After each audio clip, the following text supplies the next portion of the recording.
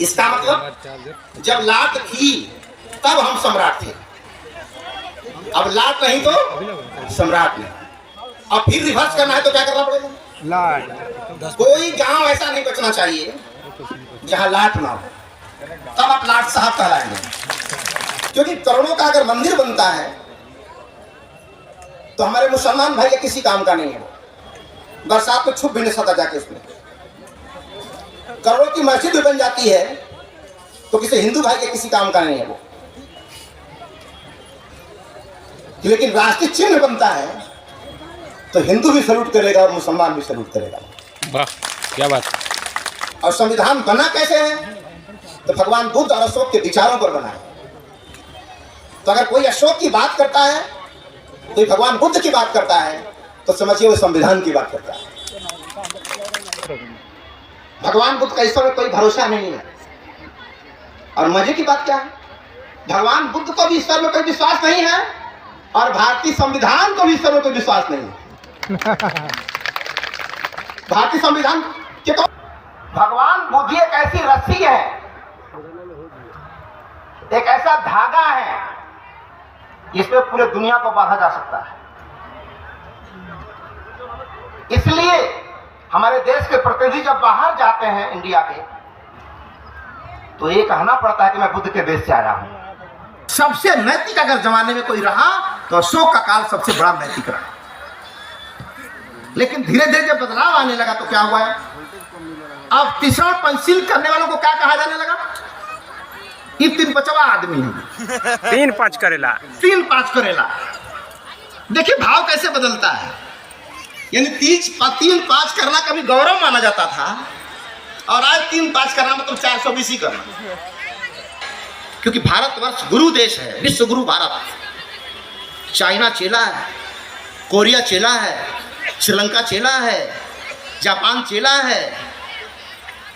तो सुन के याद आती है, भले अच्छी बात है, लेकिन बेटर अच्छा तब होगा जब भारत का बेटा चाइना में जाके बोले कि मैं बुद्ध का संदेश लेके आया हूं। दोस्त मायूस मत होना। डॉक्टर साहब आप लोगों के लिए कह रहे हैं, हम लोगों के लिए कह रहे हैं कि दोस्त मायूस मत होना। जिंदगी में किसी भी वक्त तेरा नाम बन सकता है। दोस्त मायूस मत होना, जिंदगी में भी तेरा नाम बन सकता है। अगर दिल में हो आग और हौसले बुलंद हो तो अखबार बेचने वाला भी कलाम बन सकता है। अखबार बेचने वाला भी कलाम बन सकता है। इस क्रांतिकारी अभिनंदन के साथ सम्राट अशोक क्लब के राष्ट्रीय प्रवक्ता डॉक्टर सच्चिदानंद मौर्य जी आए, अपने सारगर्भित विचार से हम लोगों को प्रेरित करें। माननीय राष्ट्रीय प्रवक्ता महोदय। तो कल फिर इसका है। आप लोग सुनना चाहते हैं? भेज दीजिएगा। तो कहते हैं कि जैसे रूप सजने के लिए दर्पण चाहिए, रूप सजने के लिए एक दर्पण चाहिए, उसी तरह किसी बात को ध्यान से सुनने के लिए सुनने जैसा मन चाहिए। जोरदार ताली।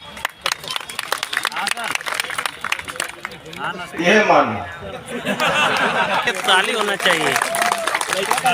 अब देखा बे हो मुर्दा है उसका हो गया। और पाटलिपुत्र के बहुत सारे कमर कमजोर वाले आ गए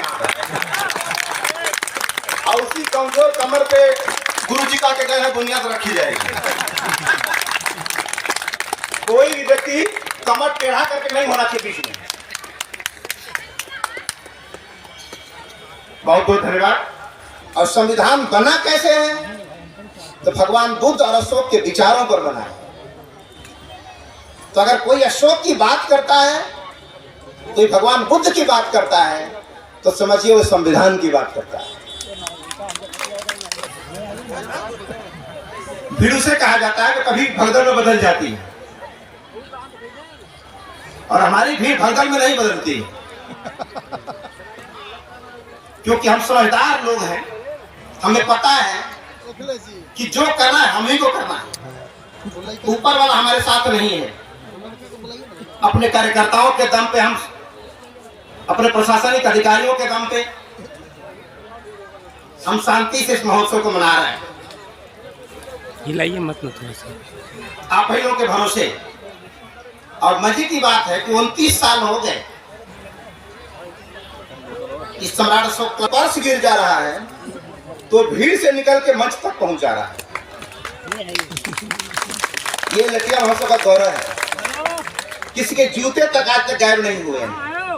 ये भगवान बुद्ध के शीलों का कमाल है। तो सब लोग यहाँ पे आए हुए हैं। ये भीड़ भाड़ नहीं है, शांत लोग हैं। लोगों को संत कहते हैं जो जेल में चले जा रहे हैं। तो आज भगवान बुद्ध के लिए समर्पित, सम्राट अशोक के लिए समर्पित यह महोत्सव, चलिए जहाँ सोए हैं वहाँ चलिए, अपने आप में धीरे धीरे, मैंने कहा कि ये जमनिया की लाट ना होती तो शायद हम सब की मुलाकात नहीं होती। इसका मतलब जब लाट थी तब हम सम्राट थे, अब लाट नहीं तो सम्राट नहीं। अब फिर रिवर्स करना है तो क्या करना पड़ेगा? लाट। कोई गांव ऐसा नहीं बचना चाहिए जहां लाट ना हो, तब आप लाट साहब कहलाएंगे। लाट साहब जो शब्द है ना, वो लाट वालों के लिए ही है। जिस गांव को लाट साहब बनना है या ये लाट साहब का गांव है कहलाना है, तो अपने गांव में जरूर लाट बनवाएं। क्यों? क्योंकि एक राष्ट्रीय चिन्ह है। क्योंकि करोड़ों का अगर मंदिर बनता है तो हमारे मुसलमान भाई के किसी काम का नहीं है। वो बरसात में छुप भी नहीं सकता जाके उसमें। करोड़ों की मस्जिद भी बन जाती है तो किसी हिंदू भाई के किसी काम का नहीं है वो। लेकिन राष्ट्रीय चिन्ह बनता है तो हिंदू भी सैल्यूट करेगा और मुसलमान भी सैल्यूट करेगा। वाह, क्या बात। तो यह पूरा कार्यक्रम राष्ट्र को समर्पित है। और राष्ट्र चलता कैसे है? भारत के संविधान से चलता है। ये कोई धर्म की बात नहीं है। झूठ नहीं बोलना चाहिए या मैं झूठ न बोलने की शिक्षा ग्रहण करता हूं, ये कौन सा धर्म की बात है? झूठ न बोलने की शिक्षा ग्रहण करता हूं, ये कौन से धर्म की बात है? शराब न पीने की शिक्षा ग्रहण करता हूं, ये कौन सी धर्म की बात है? प्राणी हिंसा नहीं करने का शिक्षा ग्रहण करता हूं, ये कौन से धर्म की बात है? ये पांचों जो आचरण है इस बात को तय करते हैं कि इंसान हो कि नहीं हो। ये पांचों आचरण को मैंने गिनाए, ये तय करते हैं कि आप इंसान हो कि जानवर हो। तो अगर पांचों गुण आपके अंदर जितना बेहतर तरीके से उतर जाएंगे उतना ही आप बेहतर इंसान हो जाएंगे। और ये पांचों गुण जैसे जैसे लोप होते चले जाएंगे, आज जब संपूर्ण लोप हो जाएंगे उतना ही सुंदर जानवर हो जाएंगे। लाइक क्या होता है? Video Facebook. क्योंकि आदमी और जानवर में फर्क है कि जानवर अपने आप में बदलाव नहीं कर सकता, मनुष्य अपने आप में बदलाव कर सकता है। चोर है तो ईमानदार हो सकता है, ईमानदार है तो चोर हो सकता है। ये जानवर नहीं कर सकते। तो ये पांचों जो आचरण है ये मनुष्य होने का स्केल है। तो हम सबको ये बात तय करनी है कि पांचों आचरण अगर हमारे अंदर हैं तो अपना पीठ थपथपाइए, बाहर हम बात। Thank you. कुछ ही लोग ठोक रहे हैं, ताली ठोक रहा है, इधर नहीं ठोक रहा है। कोई बात नहीं है।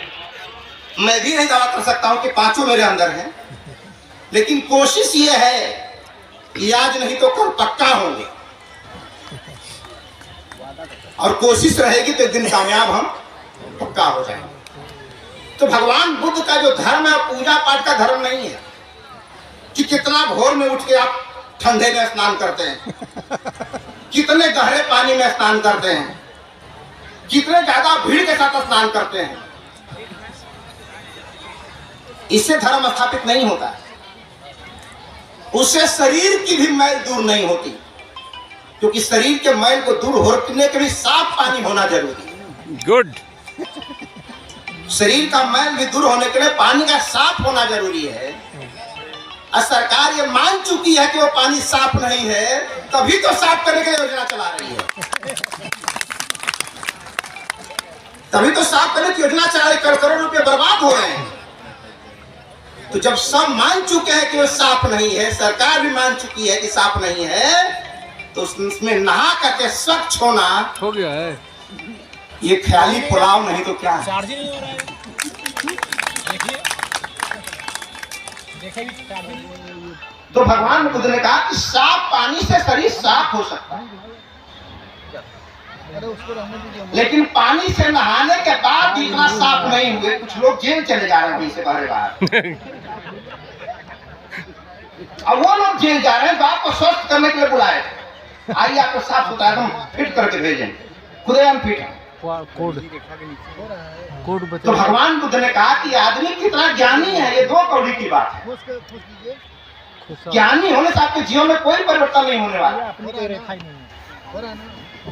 ज्ञानी नहीं होने से भी कोई घाटा नहीं होने वाला। शब्दों को कितना रटे हैं, इससे भी कोई घाटा नहीं होने वाला, फायदा नहीं होने वाला। एक छोटी सी कहानी बुद्ध की है। बुद्ध के संग में एक भिक्षु रहते थे। वो पढ़े लिखे नहीं थे, उतना ज्ञानी भी नहीं थे। उनको ये सब धर्म पद पैसे किस्म याद होता नहीं था, खत्म करते थे। तो अक्सर भिक्षु संघ को शिकायत रहती थी उनसे, बुद्ध से, कि गुरु जी ये आदमी कब से संघ में है, लेकिन आज तक इसको पंचशील किस्म याद नहीं है। तो भगवान बुद्ध ने कहा, अच्छा इसको याद नहीं है तो क्या हुआ? आप कभी आपको चोरी करते आपने इसको देखा है कहीं? चोरी तो कभी नहीं करता है। कहीं सुने हो मोहल्ले में कि चोरी करता पकड़ा गया हो या करता हो? बोला नहीं, ये सब नहीं होता, लेकिन पंचशील इसको याद नहीं। तो बोला कभी प्राणी हिंसा का तो देखा, किसी का मर्डर कर दिया हो? बोला ये तो कभी नहीं सुना हमने। किसी से सुना? बोला उससे भी नहीं सुना। शराब पीता है? बोला नहीं। किसी नारी पर गलत दृष्टि रखता है? बोला नहीं नहीं। ये सब कुछ नहीं करता है, लेकिन पंचशील इसको याद नहीं है। वो चोरी भी नहीं करता है, झूठ भी नहीं बोलता है, शराब भी नहीं पीता है, प्राणी हिंसा भी नहीं करता है, ये सब कुछ नहीं करता है, लेकिन उसको पंचशील याद, पीएचडी नहीं किया है। तो भगवान बुद्ध का जो धर्म है वो याद करने का नहीं, वो सब कुछ नहीं जानता है, लेकिन वो सब कुछ करता है जो अच्छा होने के लिए करना चाहिए। आज वो सब जानता है कि early to bed early to rise, 2 बजे रात को सोएगा और 9 बजे दिन तक जगेगा। तो जानने से क्या हो जाएगा? ज्ञानी होने से डिग्री मिल सकती है आपकी, लेकिन सुधारने के लिए तो करना पड़ेगा। तो भगवान बुद्ध में यही फर्क है। और सारे धर्मों में जो भगवान का स्थान है, ईश्वर का स्थान है, भगवान बुद्ध में ईश्वर का कोई स्थान नहीं है। भगवान बुद्ध का ईश्वर में कोई भरोसा नहीं है। और मजे की बात क्या है, भगवान बुद्ध को भी ईश्वर में कोई विश्वास नहीं है और भारतीय संविधान को भी ईश्वर में कोई विश्वास नहीं है। भारतीय संविधान के कौन देवता है? अल्लाह मियां है या ईसा मसीह है कि भगवान बुद्ध है? भगवान संविधान के कौन भगवान है? कोई नहीं। हमारा संविधान ईश्वर विहीन है, इनडायरेक्ट। इसका मतलब डायरेक्ट 26 जनवरी 1950 को भारतीय संविधान के अनुसार हम भारत के लोगों ने ईश्वर की हत्या कर दी कि आज के बाद से तेरा कानून नहीं चलेगा, आज के बाद वो चलेगा जो हम भारत के लोग चाहेंगे।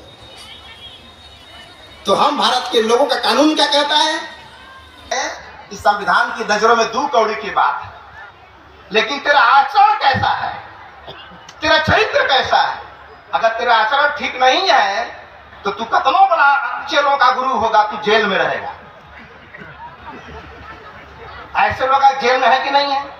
बिल्कुल। तो ऊपर में कृपा से नहीं है, ये भारतीय संविधान के पावर की वजह से वो जेल में है। तो पावर हमारे संविधान में है कि ऊपर वाले में है? इसका मतलब करंट किसी और बोर्ड में है, अपना किसी और बोर्ड में लगाए हुए हैं। पावर कहीं और से मिलना है और बोर्ड कहीं और इस्तेमाल कर रहे हैं, और जीवन में कोई उजाला नहीं होगा। किस्मत ये खराब। रब जो चाहे वही होना है, आदमी तो खिलौना है। तो खेलो बैठ के, खेला। हाँ खेलेंगे। अब रब ने चाहा आग लगेगी मर दे, रब ने चाहा भगदड़ होगी मर जाओगे। तेरी किस्मत पे लिखा है कि नहाने जाएगा, भगदड़ होगी उसी में मरेगा, मोक्ष प्राप्त तो होगा। सरकार का क्या दोष है? रब जो चाहे वही होना। दीप जलाने का काम। अब क्या करना, हमारा काम क्या है? कुछ नहीं जला है। ही आ रहे हैं। न प्रशासन का कोई दोष है, न शासन का कोई दोष है। रब जो चाहे हो गया। ये चलो। तो भगवान बुद्ध ने कहा कि नहीं, तू अपना मालिक स्वयं है, तेरा कोई दूसरा मालिक नहीं है। अगर ये कार्यक्रम अच्छे से हो रहा है तो इसके लिए जिम्मेदार हमारे कार्यकर्ता हैं। अगर कार्यक्रम में गड़बड़ी होगी तो लापरवाही हमारे कार्यकर्ताओं की होगी। यहाँ रब जो चाहे वो नहीं होना है, यहाँ हम जो चाहेंगे सब जो चाहेंगे। तो जब हम अपने मालिक स्वयं हैं तो हमको ध्यान रखना है कि किधर क्या चल रहा है। काक चेष्टा बकुल ध्यानम स्वान निद्रा तथा योचन, इतना ध्यान रखना। तो अगर भगवान बुद्ध की बात अगर हो रही है, सम्राट अशोक की बात हो रही है, तो समझो भारतीय संविधान की बात हो। और संविधान की बात करना ही असली देश सब भक्ति हो सकती है। किसी और की बात करेंगे वो भक्ति हो सकती है, लेकिन संविधान की बात करेंगे वो देशभक्ति है। वाह। और देशभक्ति दुनिया की सारी भक्ति से बड़ी है। इसको ध्यान रखना हमको। तो संविधान की जो बात है, तो सम्राट अशोक की जो चर्चा है हमारे आज हम लोग जो कर रहे हैं, खड़ा नहीं हो ये। कितना बड़ा साम्राज्य अशोक का था।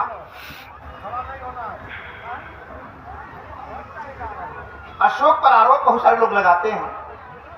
अभी भी गुरुजी बोल के चले गए गलती से सही कि अशोक के सामने इतना बड़ा साम्राज्य था पैसा दे दो चाहे तो अशोक ने हथियार रख दिया, इसीलिए हमारा सत्यानाश हो गया। अगर हथियार रखने से हमारा सत्यानाश होता, भगवान बुद्ध को अपनाने से हमारा सत्यानाश होता, तो चीन, जापान, कोरिया विकसित राष्ट्र नहीं होते, उनका भी सत्यानाश हो जाना चाहिए। तो उनको अपनाने से हमारा सत्यानाश नहीं हुआ, उनको छोड़ देने से हमारा सत्यानाश हो गया। आज जैसे ही चर्चा शुरू कर दिए हैं तो देश के सर्वोच्च गद्दी पर बैठे लोग भी अब नमो बुद्धाय करना शुरू कर दिए हैं। कुछ तो बात है, कुछ बात है कि हस्ती मिटती नहीं हमारी। तो बोलना शुरू कर दिए। आज लोग बोल रहे हैं, अभी विषय हमारा क्या, अंतर्राष्ट्रीय संबंध स्थापित कैसे होगा। भगवान बुद्ध एक ऐसी रस्सी है, एक ऐसा धागा है जिसपे पूरे दुनिया को बांधा जा सकता है। इसलिए हमारे देश के प्रतिनिधि जब बाहर जाते हैं इंडिया के, तो ये कहना पड़ता है कि मैं बुद्ध के देश से आया हूं,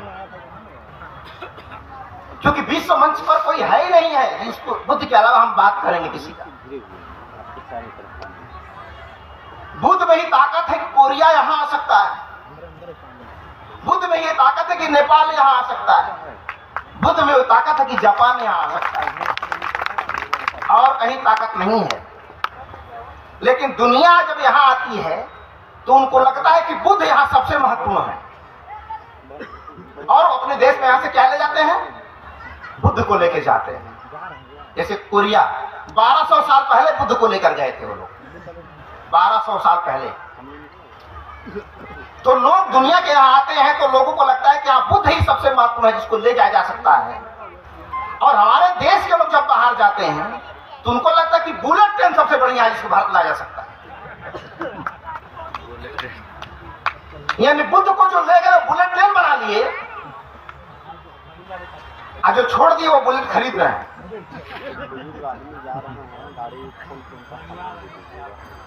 तो हमको इसी महत्व को समझना है। तो सम्राट अशोक का इतना बड़ा साम्राज्य था, काबुल से कंधार तक, इजिप्ट तक। एक तो भौगोलिक सीमा थी और एक वैचारिक सीमा थी। भौगोलिक सीमा जहां तक उनका राज चलता था, लेकिन एक सीमा ऐसी थी जहां तक उनका विचार चलता था, जहां तक उनके विचारों को प्रभाव जहां तक हो रहा था, वो भी अशोक का ही वैचारिक साम्राज्य था। अब इतने बड़े साम्राज्य को संभाला कैसे जाएगा? तो अशोक ने जान लिया कि तलवार की ताकत से साम्राज्य को संभाला नहीं जा सकता, क्योंकि तलवार जो ही कमजोर पड़ेगी तुरंत तो हावी हो जाएगा। तो हमको एक ऐसा बंधन बांधना पड़ेगा कि तेरे मेरे बीच में एक ऐसा है बंधन, न तूने जाना न हमने जाना, फिर भी तेरे बगैर हम नहीं जी सकते और मेरे बगैर तू नहीं जी सकते। ऐसा एक अनजान बंधन होना चाहिए, और वो बंधन है धम्म की ताकत। वो जान गए थे कि तलवार की ताकत पे किसी को नहीं बांधा जा सकता है, विचार की ताकत से बांधा जा सकता है। और कैसे विचार की? जिस विचार में निष्ठा की ताकत होनी चाहिए, उसमें निष्ठा होनी चाहिए। अगर निष्ठा नहीं है तो मुर्दा विचार है, वो उसमें बांधने की क्षमता नहीं रहेगी। तो सम्राट अशोक ने हथियार जब रख दिया तो लोहा रखा उसने, उन्होंने लोहा रखा। तो कोई लोहा रखेगा तो क्या उठाएगा? कोई महत्वपूर्ण चीज उससे भी होगी तभी। तो तलवार जब रखा तो निष्ठा उठा लिया,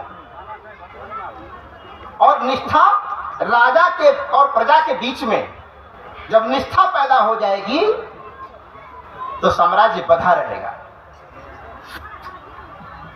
इसके लिए अशोक ने कहा अब निष्ठा कैसे पैदा होगी? उसके अलग अलग रूप। पहला कि समस्त प्रजा हमारी संतान है। तो जब बाप बेटा का संबंध हो गया तो क्या हो गया? 12 बजे रात को भी बेटा बीमार पड़ जाएगा तो क्या बोलेंगे कि चलो बाद में चलते हैं, जब मौका लगेगा तब तो इलाज कराएंगे, इसका टाइम मिलेगा तब तो इलाज कराएंगे बेटा का। ऐसा बोलेंगे क्या? वो धूप दिखाई देगा ना, पानी ना आंधी ना तूफान, जैसे भी हैं नंगे पैर भी तुरंत चले जाएंगे अपने बेटे का इलाज कराने के लिए। तो जब अशोक कहते हैं कि समस्त प्रजा हमारी संतान है, इसका मतलब राजा प्रजा के बीच में एक निष्ठा पैदा हो जाती है। और निष्ठा जब पैदा होती है तो क्या कहते हैं कि मैं सोता रहूं, जगा रहूं, रनिवास में रहूं, घोड़े पर चढ़ता रहूं, किसी भी हालत में रहूं, प्रजा के दुखों की सूचना हमें हर वक्त मिलनी चाहिए। ये निष्ठा अधिकारी महोदय का चाहे विधायक की संसद की था। इसका मतलब इन सब के लिए हम वोटर हैं, एक वोटर हैं बस, वो पिता पुत्र संबंध नहीं है। नहीं तो फिर चाहे मैं सोया रहूं जगा रहूं वो रूल लागू हो जाता। तो अशोक जब कहते हैं कि समस्त प्रजा हमारी संतान है तो पूरे संतान की जिम्मेदारी अपने ऊपर ले लेते हैं। उसका रहना खाना पीना सोना बीमारी पढ़ाई लिखाई सबकी जिम्मेदारी ले लेते हैं।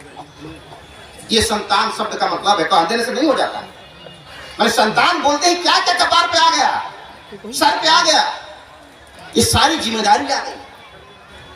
तो उस समय का राजा कहता है कि समस्त प्रजा हमारी संतान है। और आज का राजा क्या बोलता है?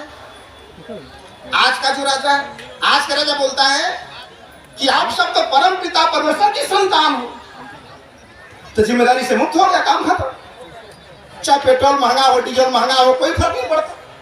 ये मेरी जिम्मेदारी तो है नहीं, ये तो सब ऊपर वाले की कृपा। रब जो चाहे वही होना है। अब किस्मत में लिखा है डीजल महंगा खरीदने के लिए, किस्मत में लिखा है पेट्रोल महंगा खरीदने के लिए, किस्मत में लिखा है गैस महंगा खरीदने के लिए। तो सरकार क्या कर सकती है इसमें? रब जो चाहे वही होना। आदमी तो खरीदा महंगा पेट्रोल चिल्लाते तो वहाँ पे प्रजा मुक्त हो जा रहा है। एक खाली चाहिए। यहाँ राजा जब कहता है कि समस्त प्रजा हमारी संतान और सारी जिम्मेदारी अपने ऊपर ले लेते, तो इससे एक निष्ठा पैदा हो गई पिता पुत्र के बीच में। तो ये कसाव पैदा किया, बंधन पैदा किया जुड़ने की। और दूसरा कहता है कैसे पैदा करने के लिए? इधर नहीं है कि माता पिता की सेवा होनी चाहिए। अब माता पिता की सेवा कर रहा है तो किससे पता चलेगा कौन धर्म का आदमी है? लगा कोई धर्म नहीं पता चलेगा, क्योंकि आचरण है यही धर्म का सार है। तो सम्राट अशोक ने किसी धर्म की आलोचना नहीं की। उन्होंने कि सारे धर्मों के सार तत्व की हम वृद्धि चाहते हैं, जो मूल है। तो किसी धर्म में अगर लिखा है कि माँ बाप की सेवा करना चाहिए, तो ये मूल उसका सार है। ये कैसे दाढ़ी रखना है, कैसे मूछ रखना है, कैसा ड्रेस सिलवाना है, ये धर्म का सार नहीं है। धर्म का सार वो आचरण है जो सीधा संबंध रखता है लोक कल्याण से, वो धर्म का सार है। तो पहली बात निष्ठा पैदा पिता पुत्र की वजह से, तो परिवार से जुड़ गए। वो नौकर चाकर को बोलते हैं कि नौकर चाकर के साथ भी उचित व्यवहार होना चाहिए। एक विश्व विजेता राजा वो कर्मचारी की बात नहीं, नौकर चाकर की बात करी, तो नीचे लेवल पे जाके बात कर रहा। मतलब उतने बड़े राजा के दिमाग में घर का नौकर चाकर बैठा हुआ है। क्यों? क्योंकि परिवार पहली कड़ी है समाज की, देश की, और उसमें नौकर चाकर काम कर रहा है, तो उसकी बहुत बड़ी भूमिका नहीं हो सकती है। लेकिन 80 लाख की गाड़ी है तो पंचर करने के लिए एक छोटा सा कांटा काफी है। वो छोटा सा कांटा अगर पंचर कर दे तो पूरी कमाई मिनटों में ध्वस्त हो सकती है। तो कहाँ ध्यान दे रहे हैं कि नौकर चाकर तक का ख्याल रखा जाए, क्योंकि छोटा सा छेद डुबो देता है जरी सारी, पूरी फुलवारी डुबो देगा। छोटा सा छेद अगर हो जाए इसमें, तो छोटा छेद है तो अशोक बोला उसको भी क्लोज करो अपने व्यवहार से, ना कानून से, ना तलवार से, अपने व्यवहार से। वो जब करते हैं उसी तरह से आगे बोलते हैं कि अशोक ने हथियार रख दिया, बिल्ली को बोले कि भाई तुझे माफ किया, उसके पास माफ करने की हैसियत है। जब बिल्ली चाहे हमला कर दे, लेकिन बिल्ली चाहे चूहे को कि जा तुझे माफ कर दिया, ये क्षमा में ताकत है। ये क्षमा में एक आदेश पर पूरा दुनिया खुद की अनुयायी हो जाती है, लेकिन उन्होंने ताकत का इस्तेमाल नहीं किया। के डॉक्टर साहब ताकत का इस्तेमाल नहीं बात किया। को सुनते हुए लोग बहुत उन्होंने धर्म के का मतलब बताया सावधानी पूर्वक शांति से। भगवान बुद्ध ने भी कभी नहीं कहा कि झूठ मत बोलो, शराब मत पियो। ये जो 5 सील हैं भगवान बुद्ध ने करने के लिए नहीं कहा, ये उनका आदेश नहीं है। आप बोलते हो कि मैं सील ग्रहण करता हूं, शिक्षापदम समादयामि, वो नहीं कहते कि झूठ मत बोलो। ये उनका आदेश नहीं है, ये हम स्वीकार हमारा है, ये हम स्वीकार करते हैं। उन्होंने कभी नहीं कहा, उन्होंने सिर्फ ये बोल दिया कि झूठ बोलोगे तो ये घाटा होगा, नहीं बोलोगे तो ये फायदा। शराब पियोगे तो ये घाटा होगा, नहीं पियोगे तो ये हानि होगी, पियोगे तो ये हानि होगी। यानी उन्होंने हानि और लाभ बता दिया, कुशल और अकुशल बता दिया कि ये कुशल कर्म है या कुशल कर्म है। और दोनों बताने के बाद क्या बोल दिया, अताई यत्रो नाथो कोई नाथो परोसिया, अपने मालिक स्वयं हो कि गया लाइन में जाओगे छोड़ दीजिए हो गया। कि पटना लाइन में जाओगे। उन्होंने वहीं खड़ा कर दिया जहां से आपको तय करना है किधर जाना है। बता दे कि यहाँ जाएगी, ये झूठ का रास्ता यहाँ जाता है, ये सच का रास्ता यहाँ जाता है, शराब पीने का रास्ता यहाँ जाता है, नहीं पीने का रास्ता यहाँ जाता है। अब कहाँ जाना है ये बुद्ध तय नहीं करेंगे, ये आप तय करेंगे, क्योंकि आप अपने किस्मत के मालिक आप हैं। आप अपने मालिक स्वयं हैं। अगर आपने पीना शुरू कर दिया तो लीवर सड़ जाएगा, तो कौन दोषी है?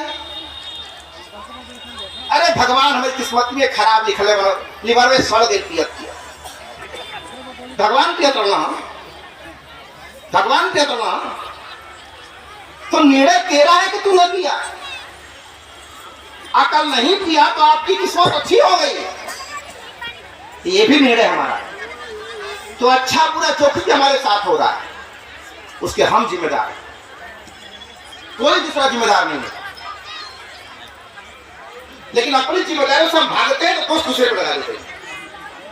उसी के लिए दोस्त लगाने के लिए, बचने के लिए एक कवच है किस्मत और भगवान। कवच ये ढाल है अपने कमजोरियों को छुपाने के लिए। इसलिए भगवान बुद्ध का धर्म क्या होता है? श्रम का धर्म है। ये मेहनत का माने जेल जा रहा है, श्रम और अश्रम। यहाँ कुछ भी पाने के लिए श्रम करना पड़ेगा, और वहां कुछ भी पाने के लिए अश्रम करना पड़ेगा। बैठे बैठे सब मिलेगा। इसलिए दो पेड़ है हमारे पास, एक कल्प वृक्ष और एक बोध वृक्ष। एक है कल्प वृक्ष और एक है बोध वृक्ष। कल्प वृक्ष क्या कहता है कि जो मांगोगे वो मिल जाएगा, और बोध वृक्ष कहता है कि जो चाहोगे वो मिल जाएगा। समझिए बात को। कल्प वृक्ष के सामने जाएंगे, अब जो मांगेंगे वो मिल जाएगा। आप बोध वृक्ष सामने जाएंगे तो क्या बोलेगा? तू जो चाहेगा वो मिल जाएगा। और चाह जब पैदा हो गई तो श्रम आ जाएगा। चाह जब हो गई तो श्रम करना पड़ेगा, तब मिलेगा। और श्रम करके जो चाहे वो पा सकते हैं। और मांगते हैं तो उसकी इच्छा होगी तो मिलेगा, और नहीं इच्छा होगी तो नहीं मिलेगा। तो कल्प वृक्ष वाले जीवन भर भिखारी बने रहेंगे, पैदा होने से लेकर अंतिम तक। हे प्रभु आनंददाता, ज्ञान हमको दीजिए। शुरू हो गई भीख मंगाइए, भीख मांगने की परंपरा शुरू। हे प्रभु आनंददाता, ज्ञान हमको दीजिए। अब प्रभु ने ज्ञान दिया कि नहीं वो जाने। अब संयोग से ज्ञान मिल गया, हे प्रभु मुझे नौकरी दे दीजिए। फिर मांग रहा प्रभु से, नौकरी मिल गई, प्रमोशन दे दीजिए, भी प्रभु जी देंगे। आपको जब मरने का टाइम आ गया, भगवान जल्दी उठा नहीं खले चल थमरा के। मैंने जन्म से लेकर मृत्यु तक केवल मांगते मांगते जीवन बीत गई, पुरुषार्थ पैदा ही नहीं हुआ।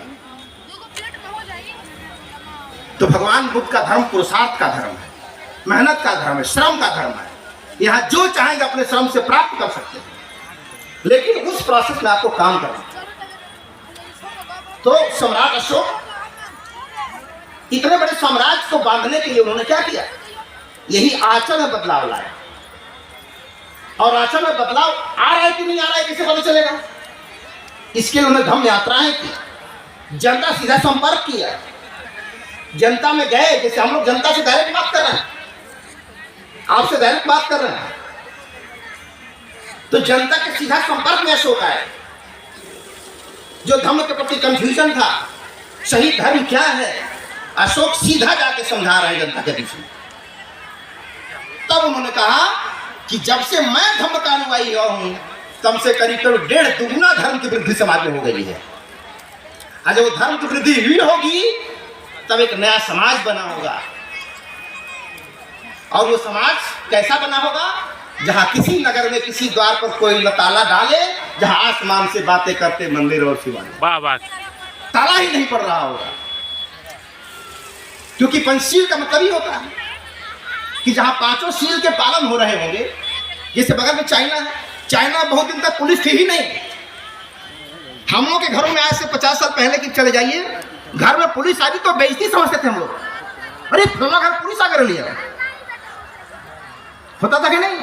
क्योंकि हमारे आचरण में कहीं गड़बड़ी है ही नहीं, तो आई कहां से? यानी पुलिस आना ये दुख होता था, बेइज्जती होती थी। आज अरे इनका घर रोज पुलिस का दौरा होला, बड़ा बड़ा आदमी हूँ, थाना में बड़ा जान पहचान बहन पर। ये देखिए घर में पुलिस आ रही तो गौरव पड़ रहा है लोगों का। ये थाना में दिनों बैठा रहे हैं, ये थाना में बैठ के भजन गा हो जा, क्या कर रहे हो वहाँ पे? क्या जरूरत है वहां जाने की? कौन सा मंदिर है वहां पूजा करना है दिन भर बैठ के वहां? तो दिन के आचरण में गड़बड़ी है, वो तो वहां दौड़ा मारेंगे ही मारेंगे। तो इस तरह से धीरे धीरे आचरण में बदलाव आया, तब समाज सुधरा, तब लोगों में बदलाव आया। इसीलिए कहा जाता है कि सम्राट अशोक का काल नैतिकता का स्वर्ण काल है। नैतिकता का स्वर्ण काल है सम्राट अशोक का काल। सबसे नैतिक अगर जमाने में कोई रहा तो अशोक का काल सबसे बड़ा नैतिक रहा। लेकिन धीरे धीरे जब बदलाव आने लगा तो क्या हुआ है, अब तीसरा पंचशील करने वालों को क्या कहा जाने लगा? ये 3-5वां आदमी है, 3-5 करेला। 3-5 करेला। देखिए भाव कैसे बदलता है। यानी 3-5 करना कभी गौरव माना जाता था, और आज 3-5 करना मतलब 420 ही करना। मन बात पहले ही भाव बदल गया। जैसे एक राम राम कहने का मतलब नमस्ते करना होता है, आप पैर में लगे तो तब क्या कहते हैं? उस समय वही बात बोलते हैं, राम राम राम राम राम। एक ही शब्द उच्चारण कर रहे हैं, लेकिन घटनाएं दो हैं, एक सम्मान के लिए, एक अपमान के लिए। ये बदलाव है संस्कृतियों का। तो उसी तरह यहां भी है। तो कभी 3-5 करना एक अच्छे परिवार का लक्षण था। आज जब हर घर में 3-5 होगा तो चोरी होगी नहीं, बेईमानी होगी नहीं, तो ताला लगेगा ही। तो ऐसे धीरे धीरे आचरण में बदलाव आया। हमारे कहने का मतलब भगवान बुद्ध पूजा पाठ की सामग्री नहीं है कि हम कितना कट्टर अनुयायी हैं, कितना भगवान बुद्ध को हम मानते हैं, सब दू कौड़ी की बात है। ये जब तक हमारे आचरण का आधार नहीं बनेगा तब तक हमारे जीवन में बदलाव नहीं जाएगा। अब बदलाव नहीं आया तो भगवान वही गुरु जी का रहे थे, कोरिया वाला। ये एक दिन में नहीं होगा, इसको रोज प्रैक्टिस करना होगा, अभ्यास का काम है ये। मैं बोल रहा हूँ, मेरे लिए भी ये कठिन काम है, और आप सुन रहे हैं, आपके लिए कठिन काम। मैं बोल रहा हूँ इसलिए मेरे माफी नहीं है। मैं भी वैसा करूँगा तभी मेरे जीवन में बदलाव आएगा, और आप भी वैसा करेंगे तभी आपके जीवन में बदलाव आएगा। यहाँ बोलने और सुनने वाले से कोई मतलब नहीं कि मेरा माफ है, आपका माफ नहीं है। का धर्म है, नेचर का धर्म है, वो किसी के लिए माफ नहीं करता। आग में पैर पड़ेगा तो जल जाएगा। वो थोड़ा पूछता है कि कौन जाति का पैर है, कि कौन धर्म का पैर है, कि बढ़ियार वाला धर्म का है, कमजोर वाला धर्म का है, नहीं जलूं कि जलूं, तो भरेगा ही जले। तो ये नेचुरल लॉ है, प्रकृति का नियम है, और इस सब के ऊपर एक समान रूप से लागू होता है। इसी को अशोक ने पकड़ लिया, इसी को अशोक ने पकड़ लिया कि तलवार की ताकत से दुनिया को बांधा नहीं जा सकता। वो धम्म की ताकत होगी, विचार की ताकत होगी, तब बदल सकता है। आप कितने दूर से आए हो बताइए? कोई छत्तीसगढ़ से आया है, कोई बिहार के लास्ट बॉर्डर से आया है, कोई दिल्ली की परिसीमा से आया है, कितने दूर से आया है। क्या गोली मारा गया था? नाच में तो गोली मार दी। क्यों आए यहाँ पे? किस डर से आप आए थे? ये तलवार की ताकत नहीं है, ये विचारों की ताकत तो खींच के हलाई।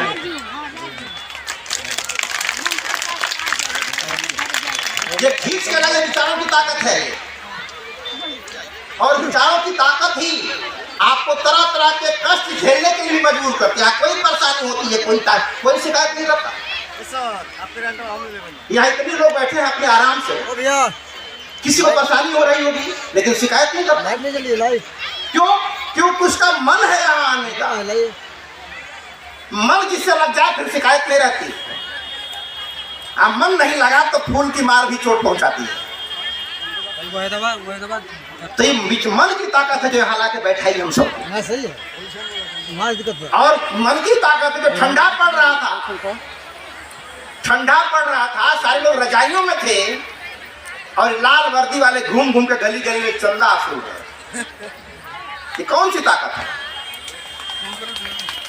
उस ठंडे में घूम रहे थे, तो ठंडे में घूम रहे थे तब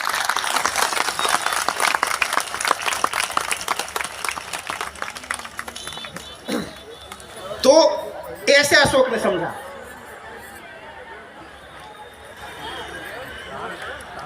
इस तरह से अशोक ने इतने बड़े साम्राज्य को बांधा है।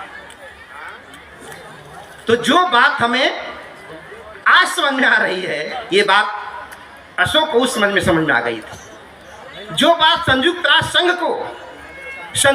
संघ बनाते समय याद आई, वो बात सम्राट अशोक को 2000 साल पहले आ गई थी। निशस्त्रीकरण का हथियार कोई लाभदायक नहीं होता है, वो घातक ही होता है। लेकिन जब हम मारते हैं तो मजा आता है, और उधर वाला मारते तो दुख होने लगता है। तो वन में तो होगा नहीं। तो जो घातक है वो घातक है, जो खराब है वो खराब है, वो खराब ही रहेगा, वो हमारे लिए आपके लिए भी। तो एक के साथ एक सब सधे।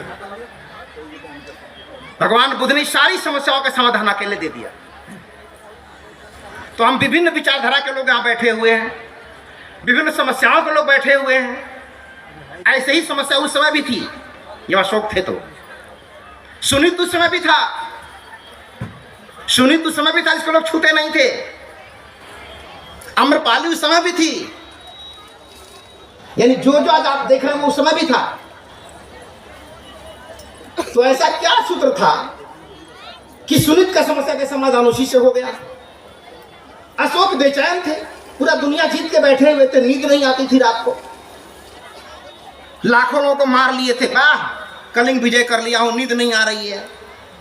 अब नींद कैसे आएगी? कोई कंपोज की टिकिया उस समय फिर आई कि डॉक्टर से खा लेंगे, नींद आ जाएगी। तो एक भिक्षु वहां से टहलते जा रहे थे, न्यू ग्रोथ।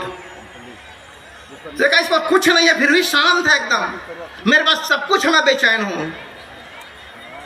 तो जान गए कि जो मेरे पास है वो शांति के लिए जरूरी नहीं है। अगर होता तो ये आदमी बेचैन होता, इसके पास कुछ नहीं है, ये बेचैन होता तो कुछ नहीं होकर भी ये सुखी है।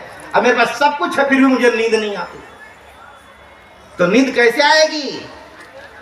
तो 5 गो पुड़ियवा खाला पंचशील के गनवा गाते ना अरुण मौर्य जी हमारे। 5 गो पुड़ियवा खाला पंचशील के, एक हफ्ता बीतावा, मिलावा, फिर बतावा, फिर मिल के। तो पंचशील की पुड़िया थी जो नींद रहती है, क्योंकि उधर से इधर का मोमेंट अच्छा नहीं है कि कोई शिष्य आए और गुरु को सिखाए, क्योंकि भारतवर्ष गुरु देश है, विश्व गुरु भारत। चाइना चेला है, कोरिया चेला है, श्रीलंका चेला है, जापान चेला है। तो सुन के याद आती है, भले अच्छी बात है, लेकिन बेटर अच्छा तब होगा जब भारत का बेटा चाइना में जाके बोले कि मैं बुद्ध का संदेश लेके आया हूं। तो हम सब कोशिश करें, मैं भी कोशिश कर रहा हूं। 2 कदम तुम भी चलो, 2 कदम हम भी चलें, फिर देखिए तमाशा क्या बदलाव आता है दुनिया में। तो खिल रहे हैं फूल, जनता कर रही है बागवानी, और जग रहे हैं लोग तो हिल रही है राजधानी। इन्हीं चंद बातों के साथ आप लोगों ने ध्यान से सुना। अगर एक शब्द जो अपने जीवन में लेकर चले गए यहाँ से, झाड़ मत जाइएगा कि झाड़ के खाली पुअरा झाड़िएगा, बाकी वाला मत झाड़ना, सब लेके जाना है। और लेके जाना है, यकीन मानिए आपके जीवन में बदलाव आ जाएगा। जैसा आप आए थे वैसा जा नहीं सकते, बदलाव आएगा। तो आइए हम सब मिल करके भगवान बुद्ध के धम्म को, भारतीय संविधान की भावनाओं को जन जन तक पहुंचाएं, ताकि हम भी खुशहाल रहें, हमारा पड़ोसी भी खुशहाल रहे, और जहां तक विचारों का प्रवाह हो वहां लोग सुखी और संपन्न रहें। इन्हीं चंद बातों के साथ अपनी वाणी को विराम देता हूं। जय बुद्ध, जय अशोक, जय भारत। Thank you.